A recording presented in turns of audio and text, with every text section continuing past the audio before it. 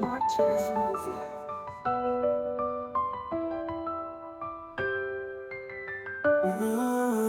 Purihin ang isinilang na Panginoon ng kalangitan, nagdulot ng kaligtasan sa sangkatauhan. Siya ay Diyos na makapangyarihan, naging tulad sa atin upang tupusin ang mga kasalanan.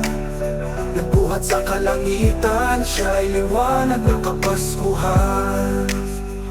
Purihin ang isinilang na Panginoon, nagdulot ng kaligtasan sa lahat ng panahon.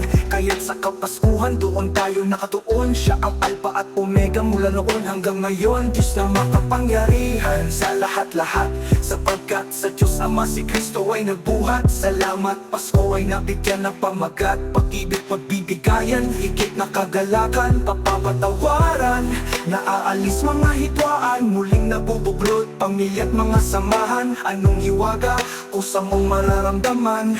Ito ay dulot liwanag ng Kapaskuhan. Isinilang na Panginoon ng kalangitan, nagdulot ng kaligtasan sa sangkatauhan. Siya ay Diyos na makapangyarihan, naging tulad sa atin upang tupusin ang mga kasalanan. Nagbuhat sa kalangitan, siya ay liwanag ng Kapaskuhan. Liwanag ng Kapaskuhan, dapat na maunawan. Bilang material na bagay, dapat na matugunan.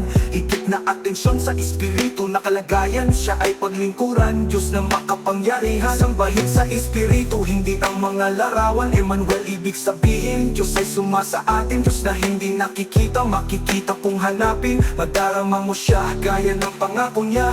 Ako'y sa inyo hanggang wakas kanyang biyaya. Manampalataya at magtiis na may ligaya. Siya'y muling magbabalik, hindi mapapabaya. Siya'y liwanag ng Kapaskuhan, ako'y nagpaubaya. Purihin ang isinilang na Panginoon ng kalangitan, nagdulot ng kaligtasan sa sangkatauhan. Siya ay Diyos na makapangyarihan, naging tulad sa atin upang tupusin ang mga kasalanan.